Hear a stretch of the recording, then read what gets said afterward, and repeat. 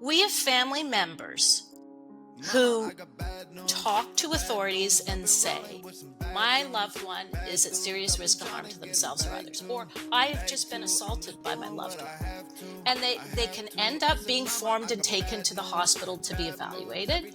And I'm telling you, all kinds of them, almost without exception, get released within 72 hours, and the family's told, you're wrong. They're not at serious risk of harm to the, go get what? Go get a restraining order. So we have families torn apart by substances.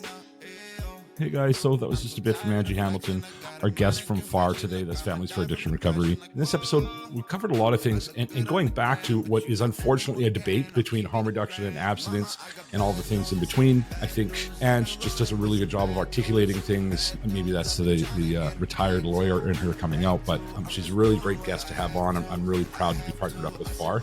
On that note, the title sponsor for today's episode is AARC. That's the Alberta Adolescent Recovery Center located in Alberta. We're doing some amazing things, treating adolescents who suffer with SUD, but catching them early. And they do it with this kind of crazy peer-to-peer support thing that is really next level and is not being done anywhere else in North America. So check them out, guys, at arc.ab.ca. And in the meantime, here's the show. Hello, everybody, watchers, listeners, supporters of all kinds. Welcome to another episode of the Weekend Ramble on the Ashes to Awesome podcast. I'm your host, Chuck LaFlange, or Chris Horder. With me in virtual studio, halfway around from the world from me in Krabi, Thailand, is my lovely co-host, Lisa. How you doing today, Lisa? Very, very good. It's Saturday. The sun is shining. I'm here with you guys. It's good. It is a good day. I like. It's funny, after not having you on for 3 weeks, and then, of course, having you on for last week, it was like this sense of, oh, okay, yeah, we're back to normal. Today, Yay! I really missed you, right? So like, I'm still missing you, even though I've seen you since. So yeah. And of course, a returning guest and partner to the show is Angie Hamilton from FAR Canada. How you doing today, Angie? Good. I'm also really happy to be here. Although I will say I am also exhausted, sort of because of what's happening in Ontario in the last week, which we'll get into. Absolutely, we will. And why don't we just dive right into that? I mean, we were starting to record, and this a peek behind the curtain for people that are watching or listening. Quite often we get into these long conversations pre-record, and I call it burning content. So I stopped the conversation kind of mid-sentence on Ange and said, hey, let's record so that we don't burn all this content. So why don't we just jump into it where we were and talking about some of the deficiencies in the healthcare system, as we often. So where were you at there, Ange, or what's on your mind? So what's on my mind? There was just sort of this, I'm just going to go with really distressful announcement in Ontario on Tuesday from our provincial government, basically announcing a whole bunch of cutbacks in the middle of an opioid crisis, a whole bunch of cutbacks to harm reduction. Yeah. Now, the announcement, to be fair, is not all bad. They said they're going to increase spending on treatment and recovery. They're going to focus on that, and some housing too. I saw there as well. There's like 375 supportive house, which is a drop in the bucket, but let's go with not much better than nothing. So 375 new supportive housing units, and they're going to create 19 HEART hubs, which is HEART, homelessness and addiction recovery treatment centers. Yes. Guys, so they're called before the episode gets too far, I've just got to interrupt with the all too important PSA. Today's PSA is brought to you by FAR. That's Families for Addiction Recovery. They are a nonprofit doing wonderful things, offering complete services to the families of people with SUD. And you can learn more about them if you go to farcanada.org. And in the meantime, here's Jamie Tall with your PSA. Hey, my name's Jamie Tall, and I want to talk to you about something I never leave home without. This right here is nasal naloxone. There are a couple different name brands of it. This one is called Revive. It is an emergency treatment for opioid overdose. You might think, well, I don't use opioids. Well, you never know whose life you could save. Someone who loves and someone who is loved. So don't leave home without it. Yes. So they're called heart hubs. So they're going to create 19 of those. So, everybody's in favor of recovery for sure. Everybody's in favor of spending on treatment. There's some dispute about what constitutes evidence-based treatment or not, but people aren't opposed to that. The thing that always seems weird is it always seems to be put against like harm reduction, and most people in the area would say we need a balance, and we need both of these things, because some people are going to use substances. For example, they might want treatment and not be able to get in because, let's get real, there's long wait lists for residential treatment. And so a lot of people needing residential treatment they have to wait for detox, and then even worse, between detox and residential treatment they have to wait, which is like, for most of them, let's In just my say, mind, that's probably the biggest chink in the armor, right there. Because is like that in between? Yeah, they lose their tolerance, and then you say, well, just wait six weeks, 3 months, whatever, for your placement. And here's the truth of that: if they could wait that long, they probably wouldn't need residential treatment. They're there because they don't feel safe in community, and they feel that in order for this to work for them, Absolutely. they really need to work full time on their coping skills. And for some salt on that wound, typically you have to pass your analysis before you get into that residential treatment. So I have to stay clean on my own after 2 weeks in detox or whatever. I mean, in Saskatchewan, where I attended detox, it was a 2-week program. So I'm supposed to stay clean for the next 8 weeks, average 8 weeks, before I get to treat the thing that I'm having. Can't control. Yeah, you know what I mean? Like, to me, that is by far the biggest chink in the armor in the system. There's a lot of those, but I think that to me is kind of the biggest gap or biggest problem anyway. I would say if you were trying to create a system to kill people, this would be it. Am I wrong? I wouldn't disagree with you. No. So anyway, it's great that they're going to spend more money and create treatment hubs. Nobody's opposed to that. Another part of it is, though, how they phrased it was, we are existing supervised consumption sites, or consumption and treatment centers, I think they're called now. If they're within 200 meters of a school or daycare, they have to close. Furthermore, we are not going to allow anybody to open a new one anywhere else. So these places, if they have to close, they can't move. But what they can do is they can convert to one of these heart hubs. But here's the kicker: the heart hubs are not allowed to do safer supply, supervised consumption, or, wait for it, this is mind-blowing, needle exchange. That's ridiculous. So that one component particularly is ridiculous. So, I have to say, I just don't. And this all has to happen by May 31st of next year. So May 31, 2025. So I honestly believe they're going to have to change their minds. I also feel very strongly that if they don't, they're going to change their minds as soon as they see what happens, because they're assuming everybody's going to get treatment and want to go. We know, like, neither one of those things is happening. They're not going to have treatment on demand, the kind that everybody needs. And there's still going to be a lot of people who aren't ready to go. And they haven't addressed that at all. They're not saying involuntary treatment. They're not saying anything. They're just saying, well, now we don't have involuntary treatment, and now we don't have harm reduction. And, someone asked our Minister of Health, so what are you going to do for the people? Like, how aren't people who are being kept alive right now by harm reduction going to die? And she basically said, no, they're going to get treatment. Well, I find that intriguing. I really hope that she answers what that looks like to her.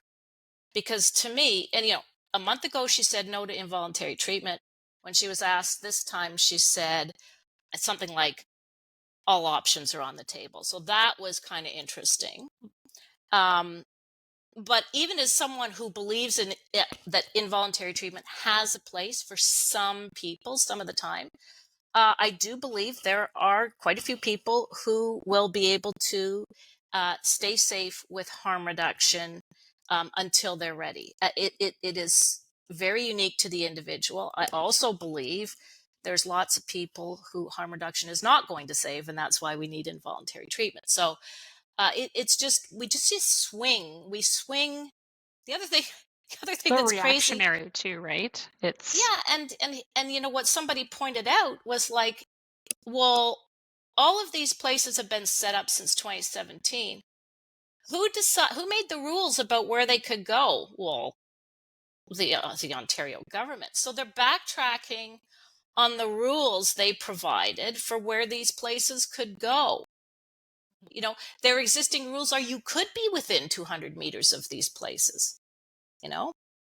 So, you know, I don't really oppose places having to be further away from schools and daycares. I think a lot of people don't oppose that either. So there are a couple, you know, there are some good things about this, but this delusional idea that everybody's going to be just fine when you cut this out drives me crazy. yeah, It's a so ridiculous ignorant. notion. And It's it so it's appears either ignorant or they don't actually care. They know and don't care. yeah, so I'm not going to speak for them. I don't know. I do think that they are influenced by the general public, and the general public have kind of, a lot of people in the general public have kind of had it. And I'm going to be perfectly honest. I think some in the harm reduction community have been deaf to community concerns. It's all about the rights of the person who is using illegal substances, and they are not meeting, frankly, either families or community where they're at. Why do we just have to meet the user where they're at? What about the families? You know, the families are at a place called wit's end, you know. and a lot of the communities live there too. And so how hard is it to say everyone needs to be safe? The community, the families, and the person using. And then let's have the conversation of what that looks like, you know? Absolutely. I think, Ange, if I can interject there, you said it perfectly. When you messaged me yesterday and asked, you know, if I've been paying attention, and of course I did go and pay some attention to it.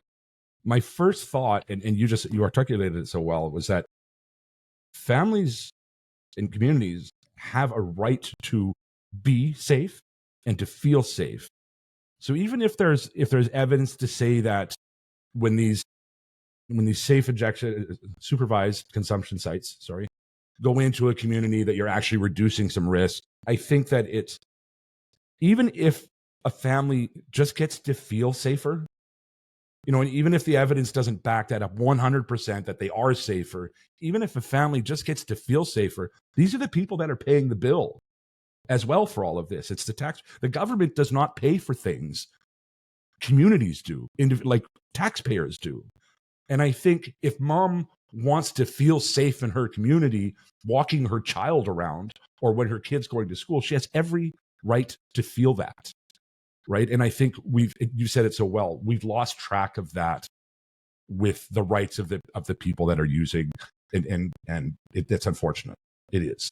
Right? It's funny, Chris, because when I said families, I meant the families who have the loved ones who are have problematic use. I didn't mean the families in community, although we are in the community. But here's the thing, okay? So I'm going to come back to involuntary treatment, because to me, this is an integral part of all this that is rejected largely by the harm reduction community, that view a core principle is no one should ever be coerced ever, no matter what. And that's more important than whether they would disagree with me on this, but I would say their interpretation of that is, it's their right not to be coerced is more important than their right to life, as more important than the right not to go to jail for an illness. Okay, because like families want the same thing.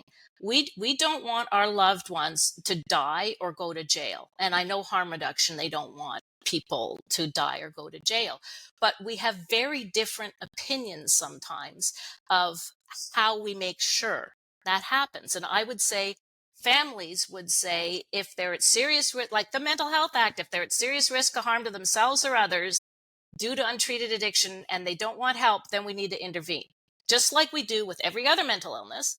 And a big part of the drug policy reform harm reduction community would say no. So you say, well, is it that you think they're never harming other people? Because they kind of know they are. And it isn't that. You end up with shirts like nice people do drugs. And I'm like, okay, but you should turn around and on the back say, and then they do bad things. They can harm other people. And that's, it's like so beside the. So like, what is their solution? We have family members who talk to authorities and say, my loved one is at serious risk of harm to themselves or others, or I have just been assaulted by my loved one. And they can end up being formed and taken to the hospital to be evaluated. And I'm telling you, all kinds of them, it almost without exception, get released within 72 hours. And the family's told, you're wrong. They're not at serious risk of harm to the, go get what? Go get a restraining order. So we have families torn apart by substances.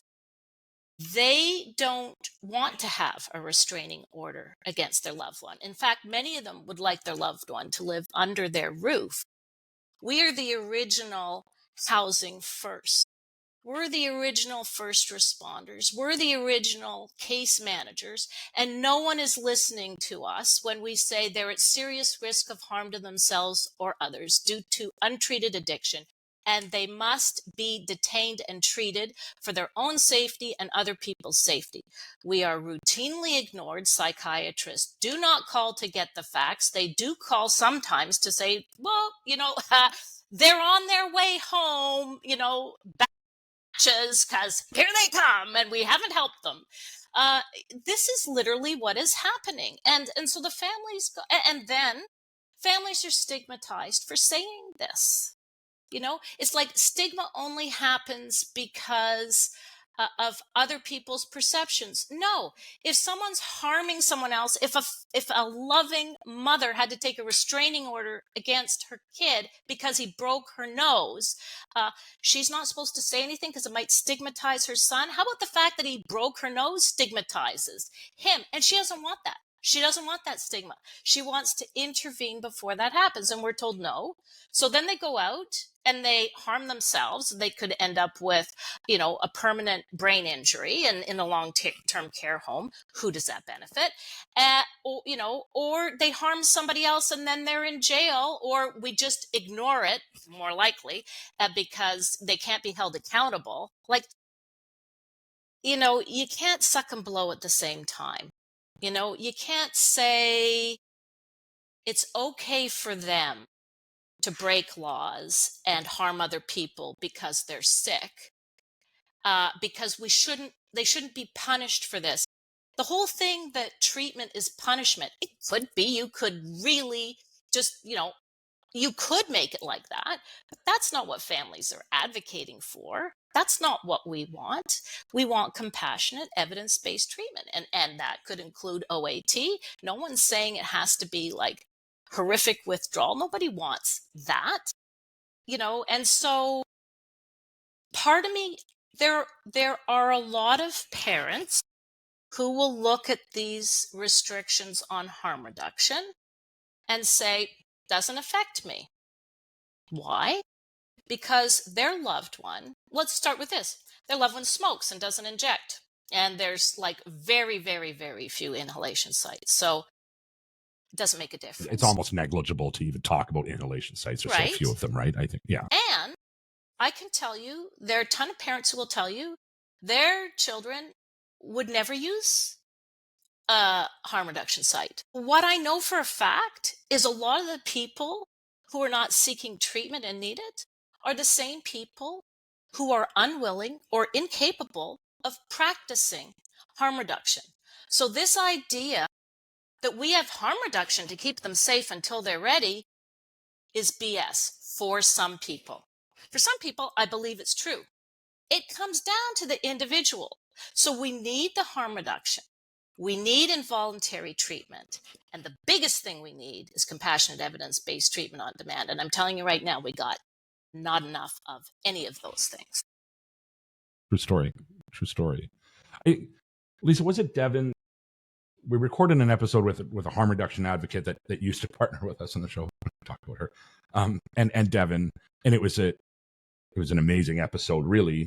And I was going to title it, or I used the term harm reduction versus abstinence. And was it Devin who corrected me and said it's not a versus thing? I think it was, right? And the conversation so often, if you are abstinence, a proponent of abstinence, as soon as you hear something like supervised consumption or needle exchange or whatever, instantly your walls go up and you go into fight mode. And the same is true for the other side of that, which shouldn't be another side at all. And I guess that's the point I'm making right now. Yeah. Is as soon as somebody from harm reduction hears the word coerced, all hell breaks. Like, it's just an instant conversation stopper, right? And so many great conversations don't happen because of those extremes and their inability to just listen to the other person and know that, like, we all care. And right? it's silly, right? When we all talk about how complex this problem is, if anybody out there thinks that there's some single solution that we just haven't figured out or haven't identified that is the solution, it's just ridiculous. Like, there isn't, it's not one thing. It's not like, oh, if we just, had all the harm reduction in the world, everybody would be all better. If we took everybody that uses substances and mandated them into treatment, we would be all better. Like, it's just this idea or this desire to oversimplify this massive problem into this idea that there is one magical solution is so ridiculous. Like, yeah. It's funny. It is simple. It's simple in that whatever works for the individual is what we're going to do, or whatever's appropriate for that individual is what we're going to do. And it is that simple. You make it complex, and you know what I mean? But it's just understanding that there is no one size fits all approach. I don't remember if it was last week, and I do feel like a broken record a lot of the times. But Angie, you touched on it today. I think it was last weekend it came up again. I feel like I've been repeating it for a year and a half now, but we do this in all the other mental illnesses. Like, if someone comes in with depression, sometimes they need therapy. Sometimes they need antidepressants. Sometimes they need electroconvulsive therapy. Sometimes they need ketamine therapy. We figure it out. We don't go, oh, you're depressed, this is all we can do for you. So again, this idea that somehow, and it's so funny, right? Because we always talk about how people in addiction think they're special, right? It's like, well, I don't need to do the things the other person with addiction needs to do, right? But I feel like the medical system also treats it like it's this little special disease. It's not. It's not a special disease. It's a mental illness. We have processes in place. We understand that any mental illness does not necessarily respond to one single treatment, and we figure it out. And why is this different? And that's where I feel like it's simple. It's simple in that I think that we have processes available. We don't need new processes. Like, there's people like, oh, we're creating new acts to allow us to mandate people with addiction into treatment. And it's like, well, that's great, but why? They could totally be using the mental health absolutely acts. And Angie, I think it was in your first appearance on the show that you really brought that to my attention anyway, like that idea that why are we talking about coerced treatment? We can do that. There's already an act in place, right? I can tell you right now, in Ontario, we are finally starting to use our Mental Health Act just for substance use disorder, right? To detain someone when they either if they don't have a capacity to make treatment decisions, and or they're at serious risk of harm to themselves or others, and they're not seeking treatment. Do you know what that process looks like, Ange? Yeah, for a family member. So what happens is, first in the hospital, the examining physician has to decide you lack capacity to make treatment decisions, and or you are at serious risk of harm to yourself or others, and so they form you to keep you, and they have in Ontario, they have very good guardrails to ensure people's human rights are protected. So And I then think the that's person, echoed in Alberta as well, right, Lisa? Just to, so we don't Yeah. have to circle back, right? Yes. it's very different in BC. The people in BC aren't happy, so they want. It was a long story. Anyway, in Ontario, when that happens, they have to be advised of their rights to appeal that decision, and they have to go to court, I think, within 7 days. And they will be appointed a lawyer. And so I don't have a problem with any of that. Problem I have is families don't even have to be advised if they don't. Families don't get legal representation. And you know what? Unless they've been homeless for a very long time or we're completely clueless, usually we've got a tremendous amount of the facts on which decisions should be made by the doctors about whether they pose a serious risk of harm to themselves or others. But there's no obligation to inform family. There's no obligation to include them. And that's wrong. And they don't get representation. I think a balanced system would be the family would have equal rights in those situations, because So if they lack capacity in our laws, if it's a child who isn't married, the parents are the substitute decision makers. So it is like that in Alberta, Angie. I don't know if it's not like that in Ontario, but in Alberta, there's a difference between certifying somebody to remain in hospital versus deeming them to lack capacity. They're different certificates. If we deem somebody to lack capacity, we need to have a substitute decision maker put in place. And there's an order in which we have to sort of pursue people to take on that role. And, Exactly. Parents or a spouse would be sort of the first go-to people. If you can't find somebody, then you can go to the Office of Public Guardian, and there are people who do this as a job. But if you go to them, they will say to you, did you call their parents? Did you call their spouse? And if you have not, why not? And there's even cases where, I've had people where I felt that the family were not appropriate substitute decision makers for a variety of reasons. I have to present that information to the Office of Public Guardian, and they will sometimes do their own investigation to see if they agree with me. So in cases of like the capacity piece, I would think like, are families not also being asked to step into that role in Ontario? Yes, but if the person says you're wrong, I have capacity, then you can't treat them until there's a decision. And if Yeah, they that's right. if they appeal that decision in Ontario, you can't treat until all the appeals are done. And I You want to can't say, treat, but you can get the data, right? Because that's what we would do. Like if they want to go to review panel, then we can initiate treatment, but I will still go into a review panel having had discussions with the person I think should be the substitute decision maker, so that I can say to the review panel, I've got mom ready to step in as substitute decision maker. And then in that phone call, I usually get that collateral information that you're kind of describing. I would think that the psychiatrists here are doing that, but I don't know that for a fact. Yeah. Because I do know families have not been consulted, but that could be like maybe they couldn't find the family. Maybe there was a spouse or spouse. Oh my God, what's wrong with me? When you're not living together, same thing. Partner. Oh, thank you. Common law? There we go. Oh my God, I'm old. Anyway, so yeah, so it could be that, right? So I don't know in every case, but there's just horrible cases in Ontario where families were not consulted, didn't even know that they'd been apprehended, assessed, any of this. And I do believe that happens, and I believe it happens here too. For Well, sure.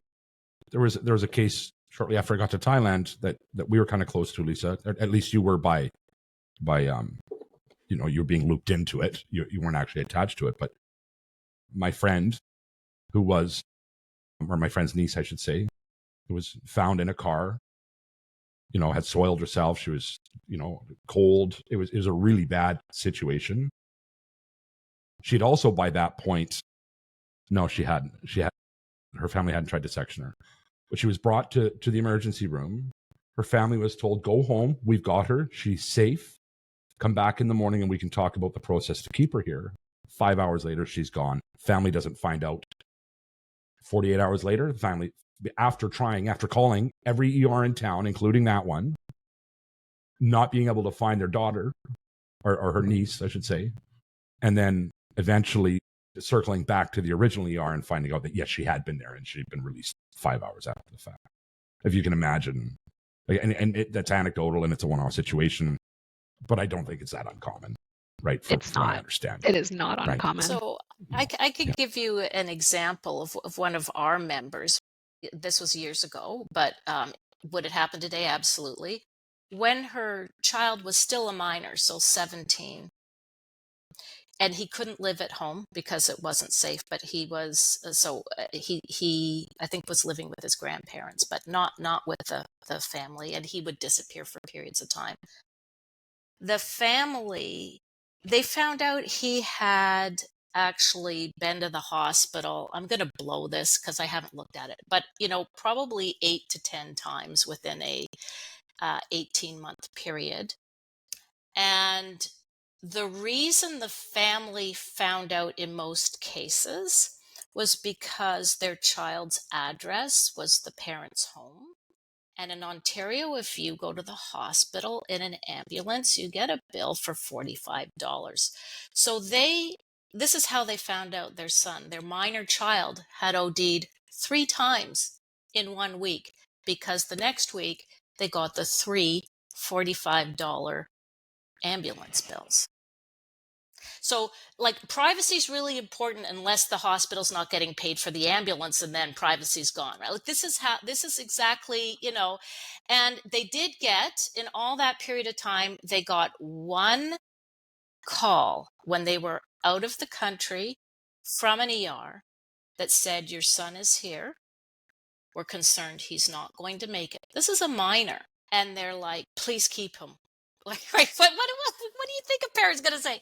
Please keep him. And they're like, yeah, if he recovers, we're not doing that. Right? And that was the only time that they decided the family had a right to know, was because the son might not make it. What is wrong with us? What is wrong with us? Family is actually treated like the enemy often. The privacy laws need to change. That's just garbage, And if it had been a grandparent or a parent who had dementia and was wandering the street and got hit by a car, they'd be calling. They would go to the ends of the earth. Yeah. Literally, they would call all around the globe. Right, but if it's a minor child wandering the streets with methamphetamine disorder and getting hit by a car, do they call the family? Just asking. Yeah. I don't think so. I don't. Right. It's probably at the discretion of whoever's got them in front of them, and it shouldn't. Yeah. It would be. Wow. That is so sad. Anyway. You mentioned when we started down this road that people were starting to use the Mental Health Act, which is, I think, an amazing thing. Yeah. Do you know what brought about that change? So in 2020 or 2021, a group of 8 doctors and a couple of the lawyers at CAMH, which is our main mental health hospital, wrote a paper called Rethinking Involuntary Admission for, basically in the ER for people with substance use disorder, with severe substance use disorder. And they kind of said,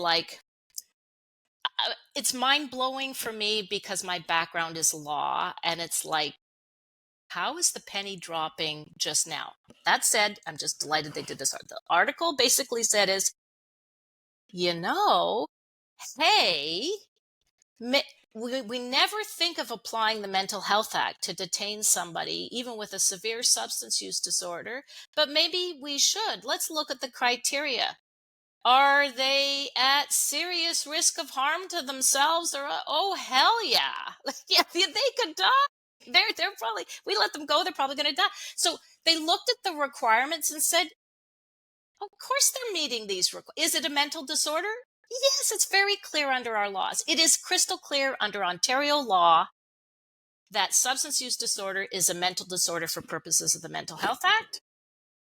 And it's crystal clear that some people are going to die without treatment. So, hey guys, why aren't we applying this? And then they said, Could it be basically stigma, discrimination, nihilism? Like we think it's hopeless?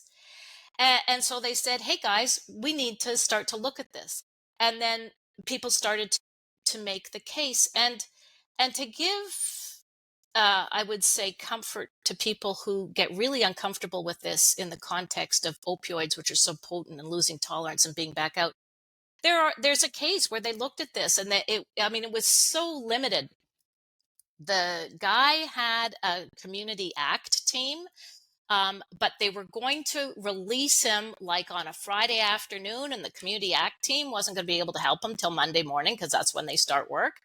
And so the hospital wanted to detain him until then so that he would be safe. So literally just 3 days, and all the arguments were made, and I think they might have been followed, that hey, if we let him go and he's been there for 3 days now and his tolerance is gone, he could die over the weekend. Fortunately, the guy changed his mind and said, I can wait till Monday morning and go, which is a great outcome, probably the best outcome. But I'm saying they look at those things when they make these decisions. They're not stupid. They have lawyers who are representing the person who may just want to go out and use again. They have lawyers who make all these arguments. Hey, his tolerance is gone. He's going to go. He's going to use. You can't, so these arguments are made. The other case that I like for a lot of reasons, and each case is so unique, right? But often people have more than one disorder. It was a mom, very smart. She had young children at home. What I liked is she had severe alcohol use disorder and other issues. What I loved about it, doctors tend to think of serious risk of harm, and it can even say like bodily harm. They think it's just like, are you about to die? And it shouldn't be that. It's actually never been like that. If you look at the law, but most doctors don't know. In Ontario, it includes psychological harm. Okay. So it's very broad what could be significant, like severe harm to detain someone. Anyway, this one mom, they said, if we don't keep her family, who love her dearly, are going to get a restraining order because her children aren't safe when she's around. And she's going to be homeless. So she's at serious risk of harm from being homeless. And we're going to let you keep her. And to me, that's it. If someone's at risk of being sexually exploited, of being homeless, of committing dying by suicide, of having other severe harm, not just overdose, other severe harm, liver disease, if they're at serious, not imminent, within the next month or so, harm of serious harm, they should be detained. And the cases are starting to show that. But the doctors, I'm sorry, they're not educated in this. They're not following very closely. And so we still have families that I'm supporting in peer support who say, the psychiatrist told me he wasn't at imminent risk of harm, so they're letting him go. This was a family that had a restraining order against their son. And And I Angie, said, can I just tell you, yeah, like in Alberta, right? The criteria on the form that you're referring to, here's the wording in Alberta: within a reasonable time, likely to cause harm to others or to suffer negative effects, oh, see, there you including go. substantial mental or physical deterioration or Wording. serious physical impairment as a result of or related to the mental disorder. So So how does again, that, like, it's broad enough, right? And this mom, I said, if she could only have called me and had me on speed dial, like that psychiatrist who told her, I'm talking in the last 6 months, told her, your kid has to be at imminent risk of harm. That requirement for it to be imminent was removed from our Mental Health Act in the year 2000. It's only 24 years old, that information he was applying. Okay. And so what am I supposed to do? I've had in the last 3 years talked to parents who were trying to form their minor. And the psychiatrist, this is in a GTA hospital, said substance use is a choice. They did get me on the phone and I said, yeah, it is. Addiction, of course, isn't. Right? Yeah. And then the next thing out of the psychiatrist's mouth was, well, he could control how much he uses by just using less. Oh, and then I had to go through the whole chocolate, the number of chocolate chips in the chocolate chip cookie for, illegally prepared, drugs in blenders where they could get 800 times the safe amount of opioids or none, and this psychiatrist assessing a minor, right, doesn't know that. I would like to think, and maybe I'm optimistic, maybe I'm naive, maybe that's the word, naive, that way of thinking is being cycled out with new physicians and new psychiatrists as they come into the profession. I would like to believe that. Right. I mean, at least as some living proof of that as well. I mean, you're hardly new, but you're a good example of how, I mean, obviously you weren't a psychiatrist 24 years ago. From engineer, it still boggles my mind. Right? I know, right? Overachiever. Right?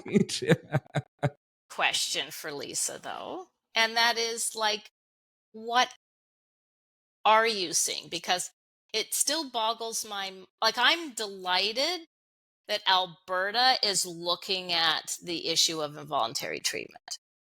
That said, I'm a little stunned that they aren't just looking at tweaking their current Mental Health Act, right? And you've said before, you think so. My question to you is, in terms of what's being taught to the new psychiatrists and the residents or whatever, what are they being taught about involuntary treatment and how to assess and when to assess and what the existing act allows you to do or not do? So, yeah, there's a lot in that question. Let me try to back it up. I still feel, so I do think for there's various stages, right? Because you've got medical school where you don't know if the person in front of you is going to be a surgeon, a family doctor, a psychiatrist, or whatever. And then you obviously have residency programs, right? So family medicine is 2 years, everything else is 5.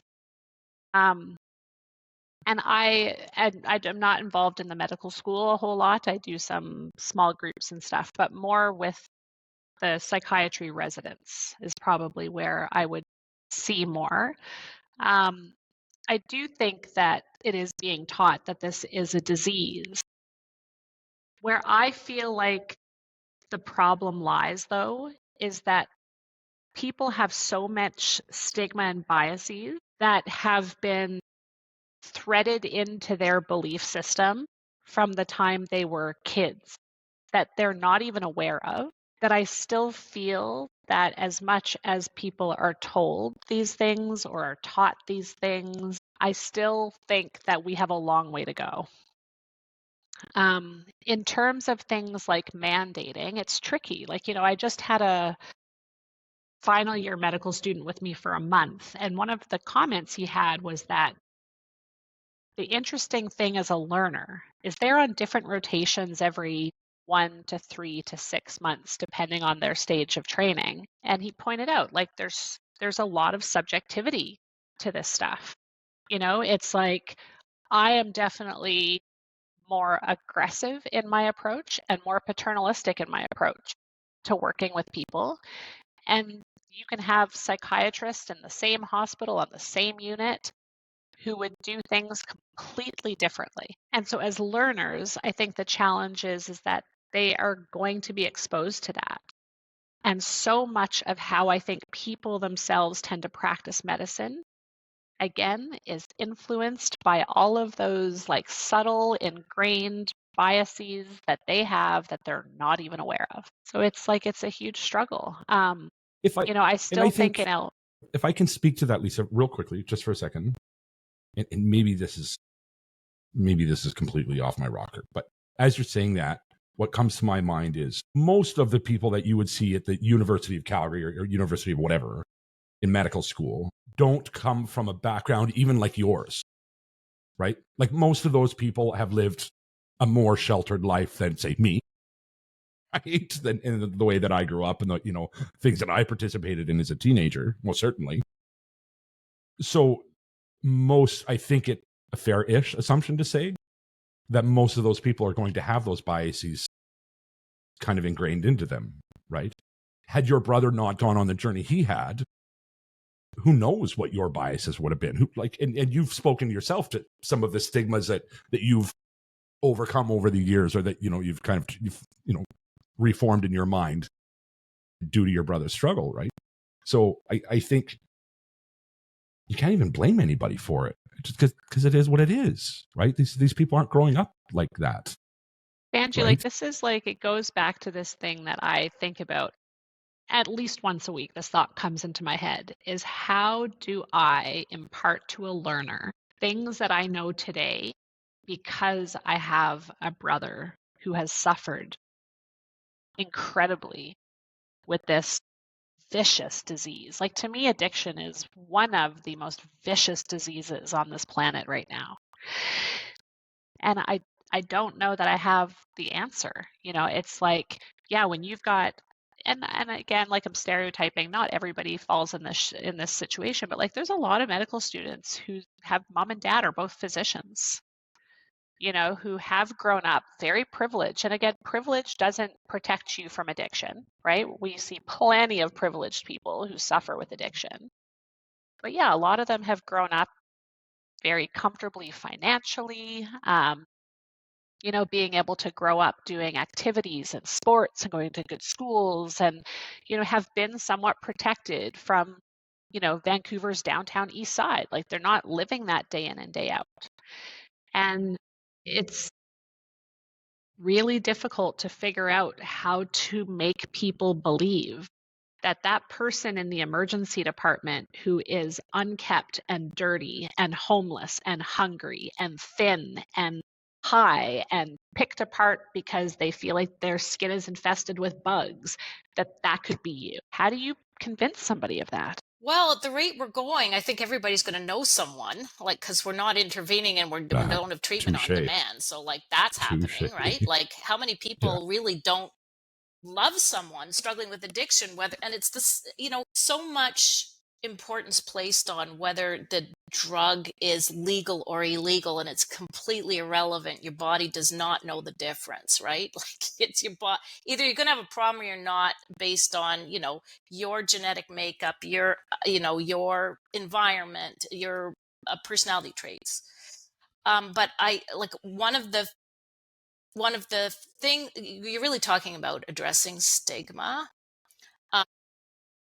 There's a couple things, but I think it's really important, and it's done for a lot of different illnesses, but I think it's really important as part of the learning to have people in recovery come and explain their journey, because there's all kinds of those people who were extremely successful, lost everything, and came back, right? And inspiring role models. And the hard part is finding people who are willing to do that, especially if they're doing well now, right? Let's start. I know physicians.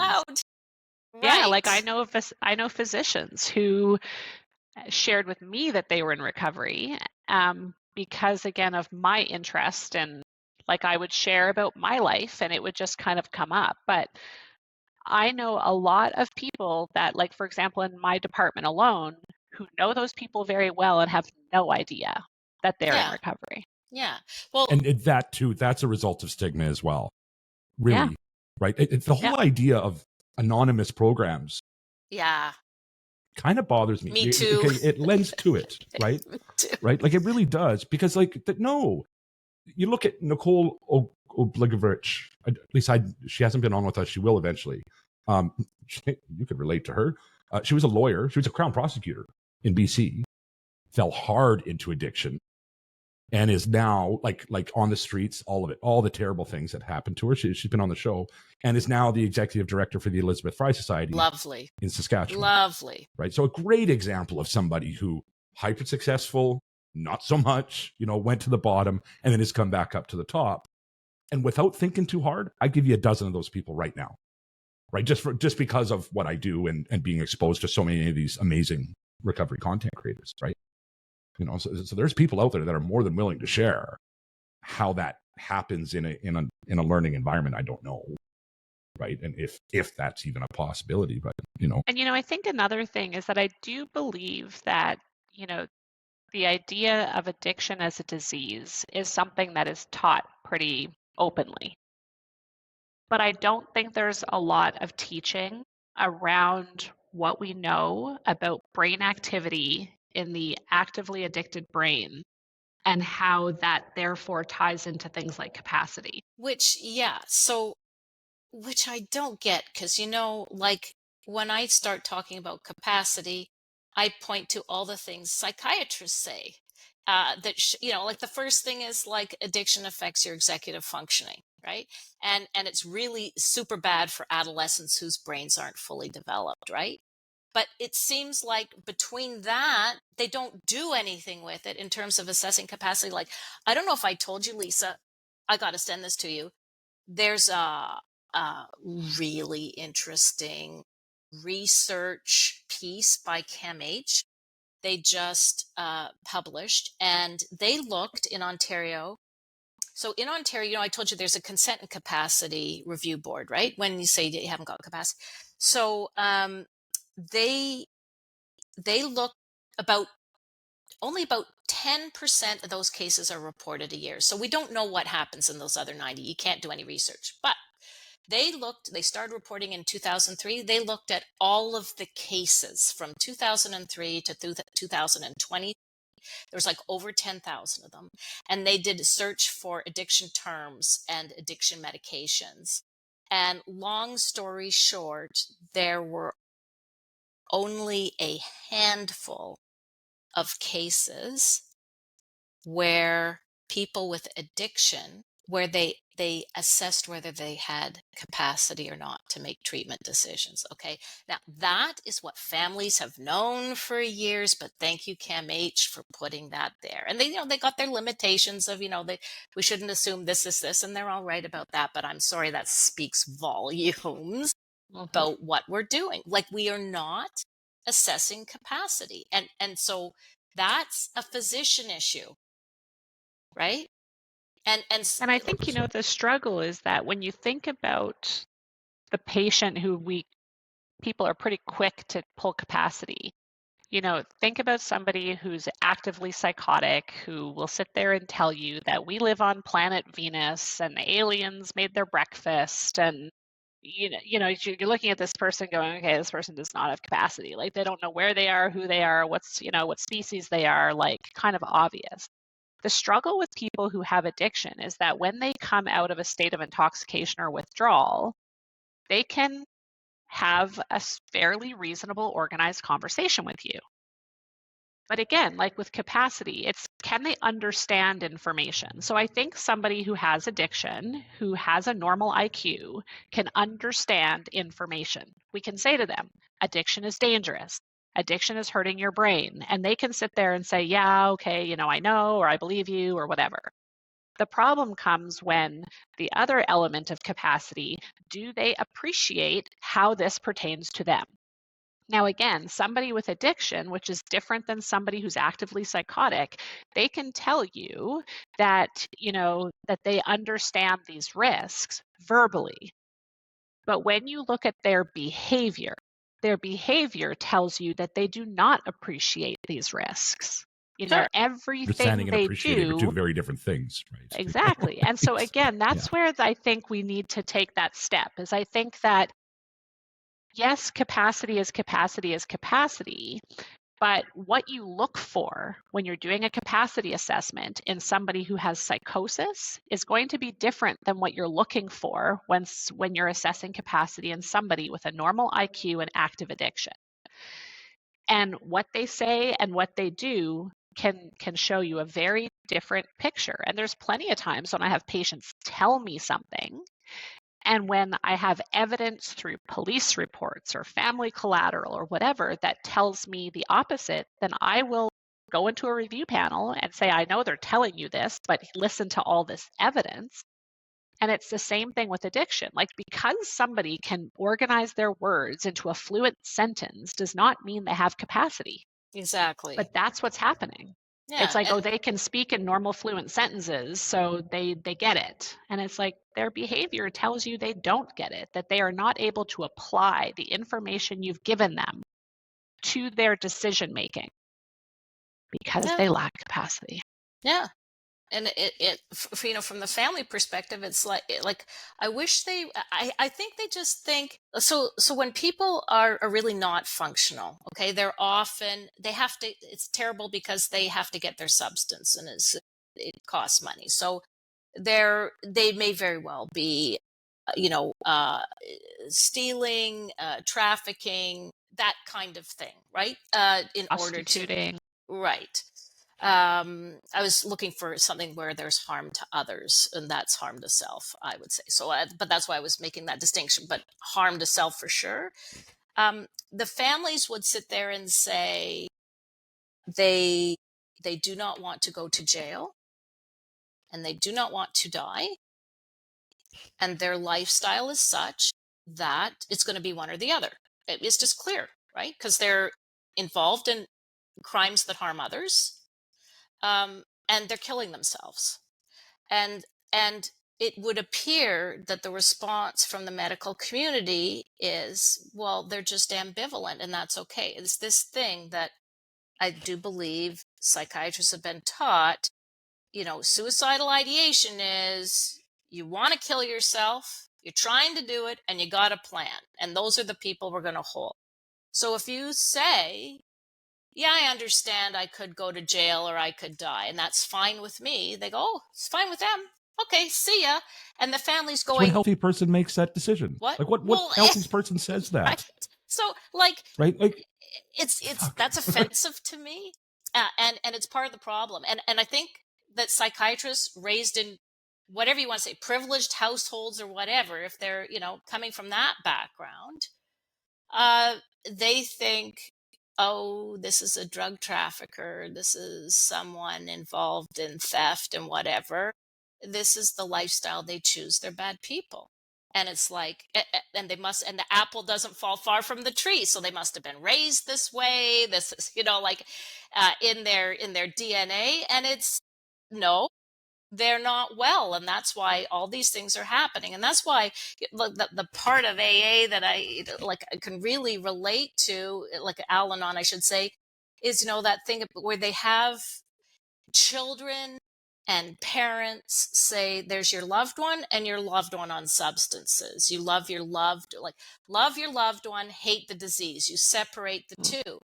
Well, it's like I feel like the psychiatrists aren't getting that memo. And what that is a lack of capacity. And where stigma comes in is, and there are a lot of moms now talking about this. So when someone has anosognosia, very long word, but basically, help me out here, but it's like they lack insight that they have an illness. So like if you're in active psychosis and you think you're God and you really believe that, that's anosognosia, right? So Anosognosia, $20 word award. Yeah, I know. So they lack insight into their condition, right? So I started to show up at conferences and going like, for people who are dying from their substance use and lack insight into that, psychiatrists don't say they have anosognosia because they know what day it is, they know what time it is. They say they're in denial. They're in denial. They've done such bad things they can't possibly to me, that's stigma. How is what they are is they're delusional. Like Tell me what the definition of delusional is, because they think the solution is just a little more of this substance and a little more of that substance. Everything will be fine and everybody else is a problem. Totally.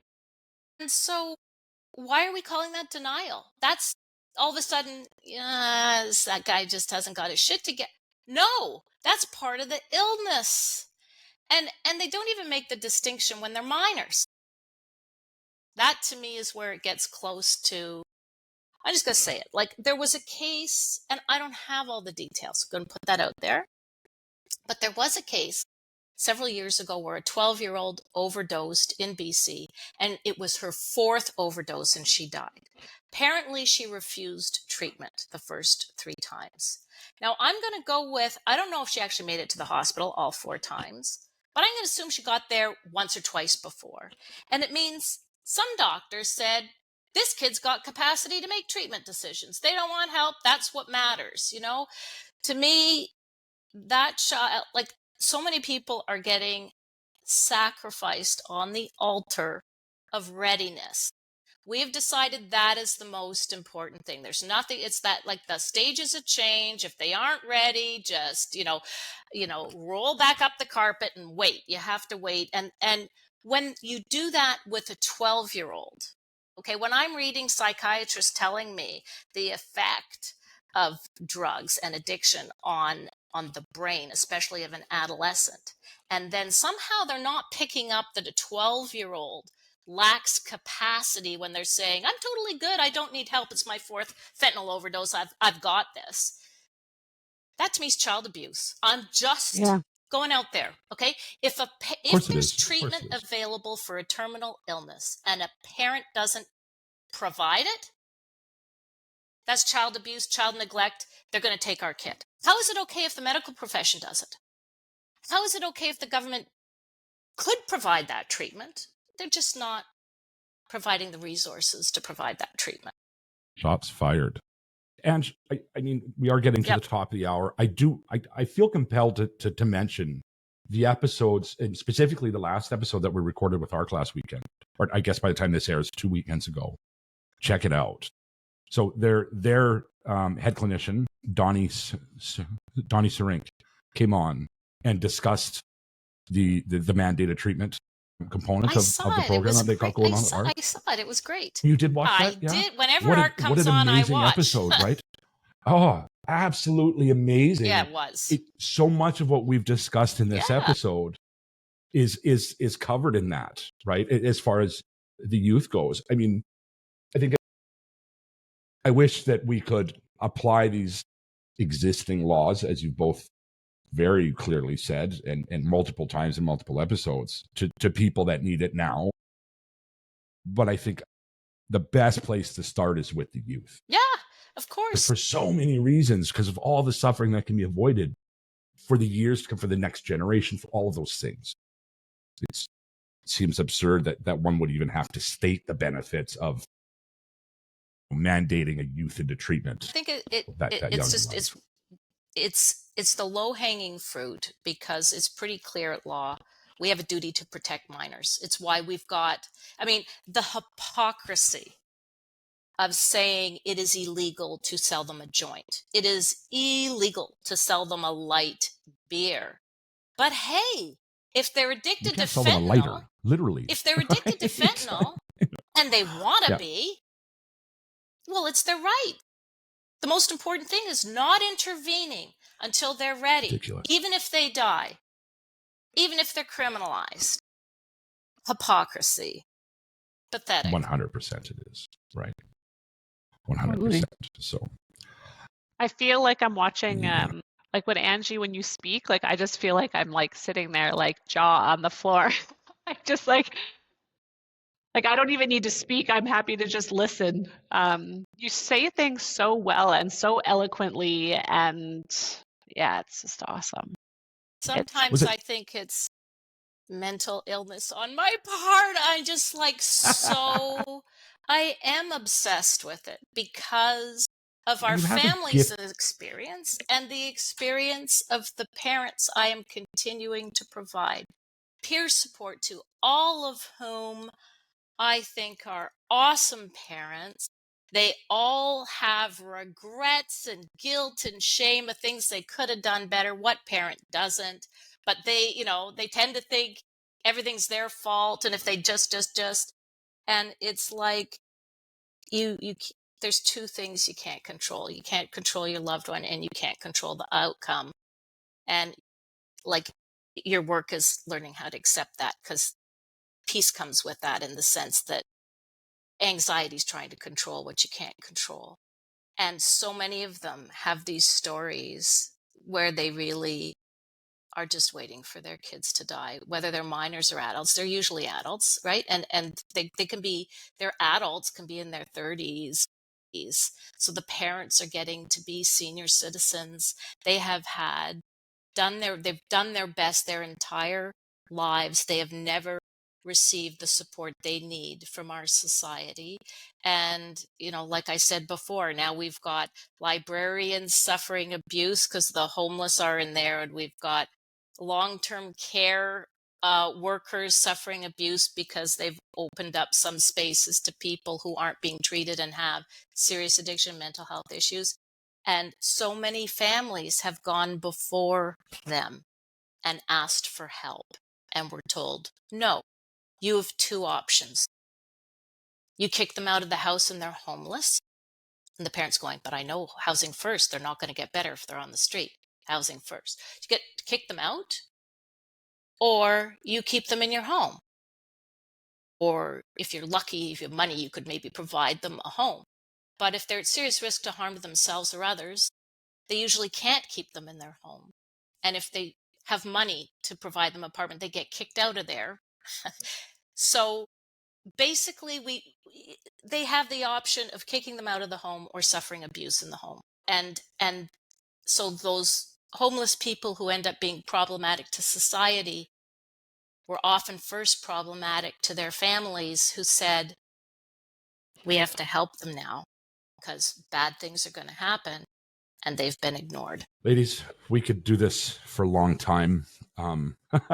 We've already gone over the hour mark, which, I mean, I wouldn't change that for the world, but we do have to cap it. I'm always looking forward to your next appearance on the show. Yourself and or Sydney, of course. It's been a while since we've had Sydney on, so we're going to have to get her back on as well. And before we get into Daily Gratitudes, I have to say, I think both Lisa and I have said this to each other, and maybe yourself as well in the past, but I'll do it again. You have a gift for taking these amazing ideas and simplifying them down to a sentence or two or three. And thank you for that. Thank you. Right? I think it's a wonderful thing that you do. And it might be even outside of your awareness because it's so natural to you, but it's an amazing thing that you do. So I have to say thank you for being you. Thank you. And for articulating things the way that you do. With that said, that does bring us to my favorite part of the show, and that is the Daily Gratitudes. So, I'll save myself some post-production work here and say that today's Daily Gratitudes are brought to you by Yatra, the Yatra Center here in Krabi, Thailand, where I reside. For anybody that hasn't paid attention to my journey so far, I came to Thailand and started my healing journey at Yatra. They treat addiction through the lens of trauma, and they do it very, very well. Completely changed my life. There isn't a day goes by where I don't feel some gratitude for my experience in its entirety there. So check them out. You can learn more and see some episodes that Mike has starred in. Their head clinician at 808podcast.com/trauma. And let's get into some daily gratitudes. Let's start with you, Ange. What you got for some gratitude today? I knew you were going to ask, and I hope you can see this, because I have my first grandbaby, Marley. And when I am having a bad day, and let's just say last week was a bad week, can you see this? You can't, can you? How do I? Come up a little bit closer to center there. Wait, okay, wait. The phone went off. Can you see that? Look at, oh shoot, wait. I just lost again. Lord. But oh my God, it's that shoot. It was a great face. pic. I'll tell you what, Ange, send it to me. Send me that picture, and I'm going to put it up right then in this. So right. Yeah, please. I'll have to get Mom's permission, I guess. I didn't ask for it, but anyway, Marley. I am so grateful for Marley. Yeah. She makes me happy. What a beautiful name too. Yeah, I love it. Thanks. That's awesome. That's awesome. I can't think of a better gratitude. Lisa, that's a hard act to follow, but what you got for some I gratitude? know. So similar. So my daughter turned 7 10 days ago, and tomorrow is her birthday party. And so we have a lot of people coming to our house tomorrow for her party. But I feel like Did we when rent a circus this time, or what you got going on? this time it's butterflies. It's butterflies, and we're actually doing a Nice. butterfly release, which I'm excited about. Oh, wow. Yeah, Lord. That's I know. cool.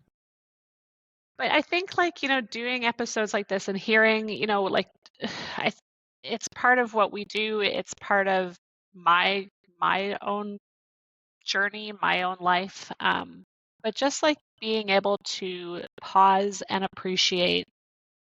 And she's little, and obviously when she's 16, I won't have that same level of control over her life. But I feel very lucky right now that she's 7 and all she wants is to be with me all the time. Oh, She's a handful, but she's a happy kid. And I just am like, I know there's a lot of parents out there who, think about their kids and they feel a lot of hurt and sadness and fear and worry. And so just being grateful that today, I get to just enjoy a happy, healthy little 7-year-old who just wants to be with mom as much as humanly possible. So Amazing. That's awesome. I'm now grateful for the thought of Alexis being 16 years old. I don't think you would be. She's gonna be a woo. Yeah. She's gonna be a firecracker. She is a firecracker. She's not gonna be a I shouldn't laugh firecracker. at It's just your potential suffering here, but it's kind of a funny thought. I'm sorry, but I know. Lord help me. I'm also grateful. Yesterday I got to experience. I went for supper at some friends from Australia, actually, that I met at the Thai language course I'm in, and it was just this wonderful. I haven't had a home cooked meal, an actual home cooked meal, since I've been here. Well, Wow. since I left Yatra, anyway. So it's been 8-9 months since I've enjoyed a home cooked meal. So it was a wonderful experience with a couple lovely people, and yeah, it was really great. So I'm thankful for that. I'm also thankful to every single person who continues to watch, listen, talk about, comment, interact, subscribe, follow, all those buttons down at the bottom. Is every time you do those things, you're getting me a little bit closer to living my best life. My best life is to continue making humble living, spreading the message, and the message is this. If you're in active addiction right now, today could be that day. Today could be the day that you start a lifelong journey. Reach out to a friend, reach out to a family member, call it a detox, go to a meeting, pray, go to church. I don't care. Do whatever it is you've got to do to get that journey started, because it is so much better than the alternative. If you have a loved one who's suffering an addiction right now, you're taking the time to listen to this just great conversation. If you just take one more minute out of your day and text that person, let them know they are loved. Use the words. You are loved. That little glimmer of hope just might be the thing that brings them back. Boom.